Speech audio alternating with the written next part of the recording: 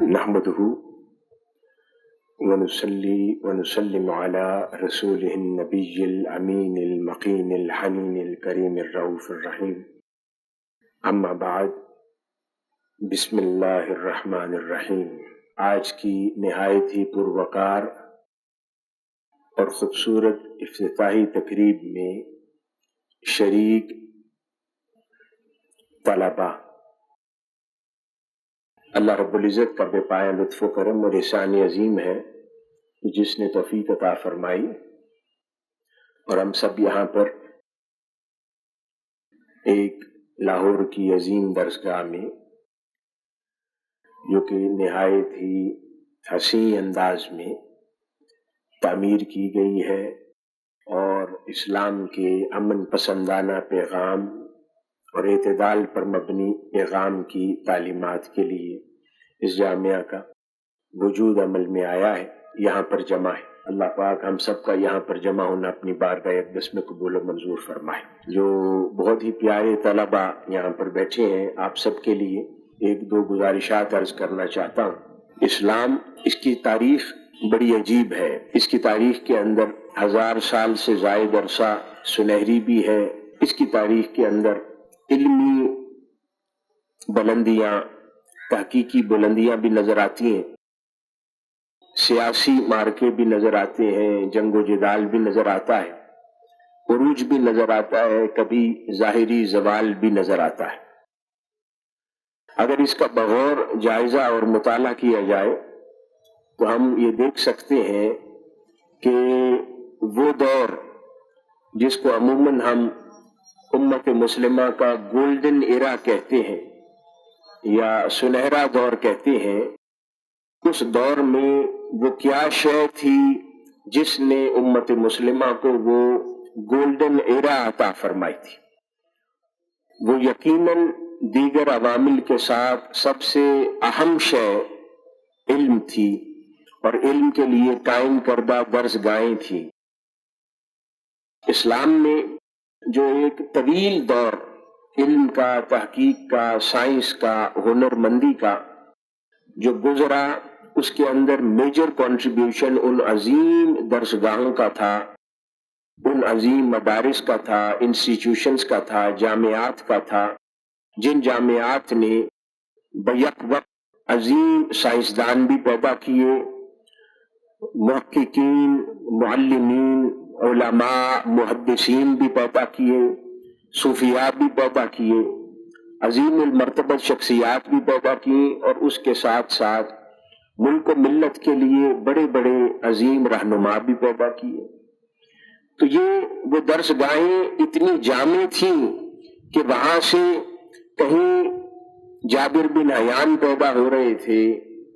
کہیں پر ابن سینا پیدا ہو رہے تھے، کہیں امام جعفر صادق علیہ السلام جیسی عظیم المرتبہ شخصیات امت مسلمہ کو نصیب ہو رہی تھیں، کہیں پر امام اعظم ابو حنیفہ اور امام مالک جیسی شخصیات ان درسگاہوں سے پیدا ہو رہی تھیں، کہیں امام غزالی جیسی شخصیات، کہیں پر شیخ عبد القادر الجیلانی رضی اللہ تعالیٰ عنہ جیسی عظیم المرتبت صوفی پیدا ہو رہے تھے، ملت کو مل رہے تھے، کہیں پر صلاح الدین ایوبی جیسی شخصیات اور حکمران امت کو میسر آ رہے تھے۔ تو یہ مختلف طویل المیعاد اور مختلف جہتوں پر کام کرنے والی شخصیات پیدا ہو رہی تھیں کہ جو انہی جامعات سے ہی پیدا ہو کر امت کو میسر آ رہی تھیں۔ پھر بدقسمتی سے امت مسلمہ کی جو علمی تاریخ ہے اس کے اندر تفریق پیدا ہو گئی، ڈویژن ہو گئی۔ جو سیکولر ماڈرن سائنسز تھیں ان کے لیے جامعات اور ادارے الگ ہو گئے، دینی علوم کے لیے مدارس الگ ہو گئے، تربیت، تصوف کی، اخلاقی روحانی تربیت کے لیے درسگاہیں اور جامعات اور انسٹیٹیوشنز جدا ہو گئے، خانقاہیں الگ ہو گئے، جس نے امت کا شیرازہ کہیں نہ کہیں بکھیر دیا اور حصوں میں اور ٹکڑوں میں تقسیم کر کے رکھ دیا۔ پھر سے اس چیز کی اشد ضرورت محسوس ہوئی کہ دوبارہ سے ایسے ادارہ جات وجود میں آئیں، انسٹیٹیوشنز وجود میں آئیں جہاں سے پڑھنے والے طلاب طالب علم وہ علم دین پر بھی مہارت رکھیں، علوم جدیدیہ اور سائنسز کے اوپر بھی مہارت رکھیں، اور اپنی اخلاقی اور روحانی تربیت کے اعتبار سے بھی جامع ہوں، کامل ہوں۔ تو ایسی جامعات اور ایسے انسٹیٹیوشنز کم ہیں۔ شیخ الاسلام پروفیسر ڈاکٹر محمد طاہر القادری نے جامعہ اسلامیہ منہاج القرآن کی بنیاد رکھی، منہاج یونیورسٹی کی، اس کے بعد سینکڑوں ادارہ جات پاکستان کے اندر اور پاکستان سے باہر کام کیے۔ وہ بنیادی طور پر اسی فکر پر قائم کیے کہ ایسے ادارے ہونے چاہیے جہاں سے پیدا ہونے والے اخلاقی طور پر بھی معیاری ہوں، علم دین پر بھی مہارت رکھیں، اور جدید ماڈرن سائنسز کے حوالے سے بھی ڈاکٹرز، انجینئرز، پروفیشنلز بھی ہوں۔ تو یہ تاریخ کو جب ہم سامنے رکھتے ہیں تو ایک آخری بات اور عرض کرنا چاہتا ہوں طلباء سے، وہ یہ کہ جو علم حاصل کرنے کے ذرائع ہیں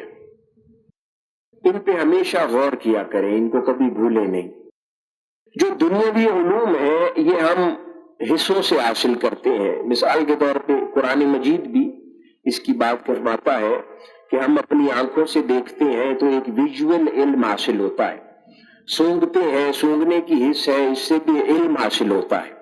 کانوں سے سنتے ہیں، اس سے بھی وہ سورس آف انفارمیشن ہے، علم حاصل ہوتا ہے، ہاتھوں سے چھوتے ہیں تو چھونے کی حس بھی ہمیں انفارمیشن مہیا کرتی ہے جو علم میں تبدیل ہوتی ہے۔ تو یہ دنیاوی ذرائع ہیں علم حاصل کرنے کے، فقط یہ ذرائع نہیں ہیں۔ اگر ان پر اکتفا کر لیا جائے تو وہ علم جو پہلے سے کتابوں میں موجود ہے، وہ علم جو پہلے سے بیان کر دیا گیا ہے، وہ علم جو ہم سے پہلے اسکالرز، علماء، محققین، سائنسدان جن پر بات کر چکے ہیں، تو وہ وہی رہے گا۔ آپ کتابوں کے اندر صرف کتابوں کو بار بار کنگال کر نئے مسائل کا حل تلاش کرنے کی کوشش کریں گے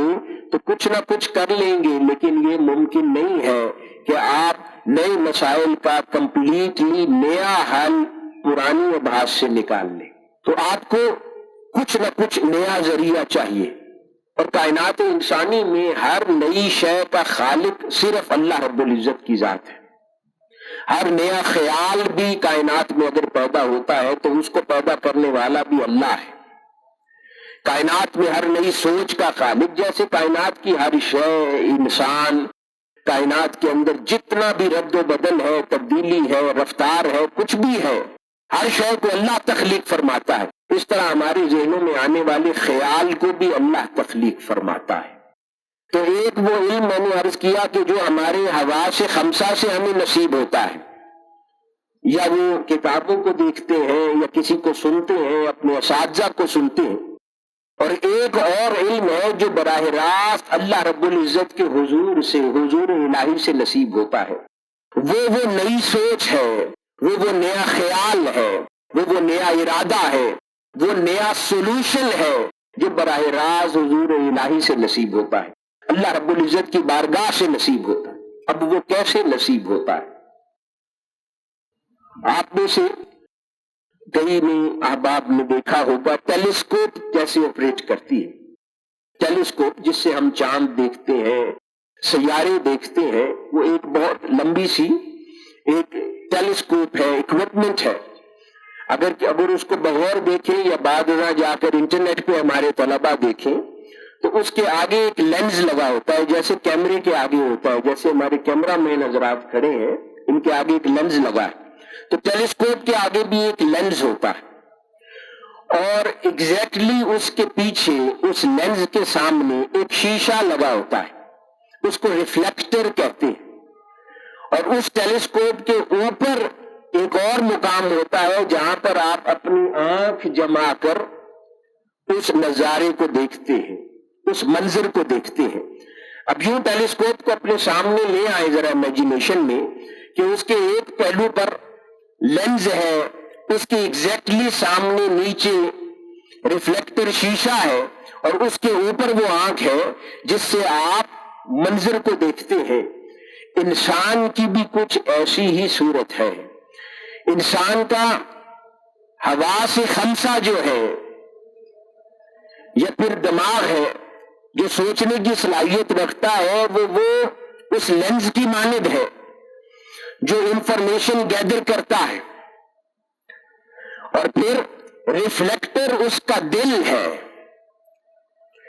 جو اس لینز سے نظر آنے والے منظر کو ریفلیکٹر پہ ریفلیکٹ کرتا ہے،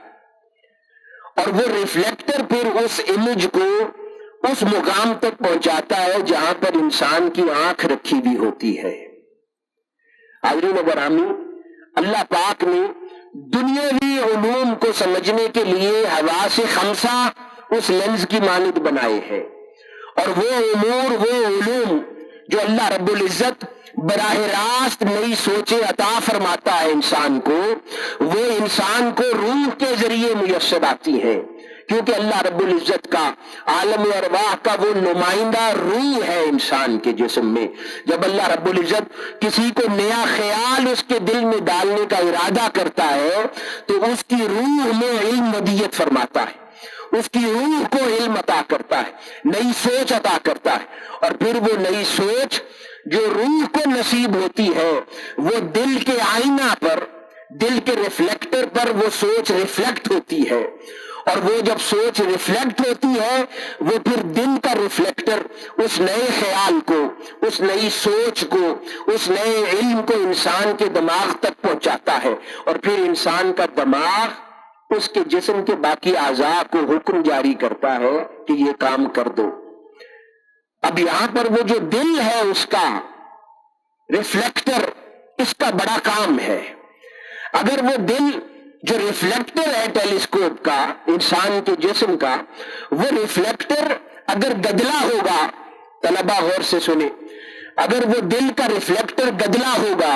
میلا ہوگا، آلودہ ہوگا،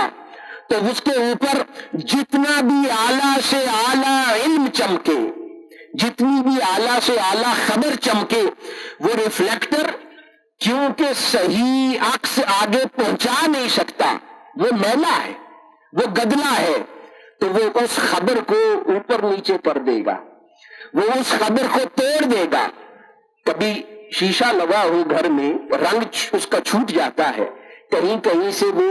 ٹوٹ جاتا ہے، شیشہ بکھرا ہوا نظر آتا ہے، تو آپ اپنی حسین سے حسین صورت بھی اس میں دیکھیں گے تو وہ بکھری بھی نظر آئے گی، وہ اپنا حسن کامل جمال کے ساتھ شیشے میں عکس نہیں کرے گا۔ اسی طرح دل بھی ایک شیشہ ہے، چاہے وہ روح جتنا بھی اعلیٰ سے اعلیٰ خبر عالم بالا سے لے کر آ جائے،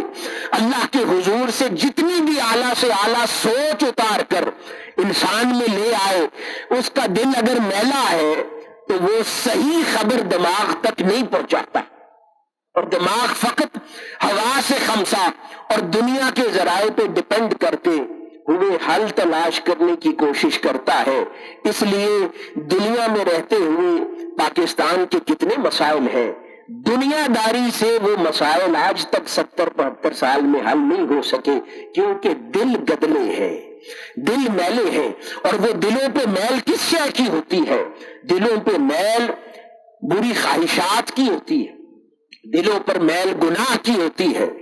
نوجوان سنیں، آپ لوگوں کی زندگی ہے، آغاز ہے، وہ دلوں پر میل بغض کی ہوتی ہے، وہ دلوں پر میل کینے کی ہوتی ہے، وہ دلوں پر میل حسد کی ہوتی ہے، وہ دلوں کے اوپر میل ایک دوسرے کے لیے سازش کرنے کی ہوتی ہے، وہ ایک دوسرے کا برا سوچنے کی ہوتی ہے، منافقت کی ہوتی ہے، دل میں گھٹن کی ہوتی ہے، 1000 طرح کی میل ہوتی ہے دل میں۔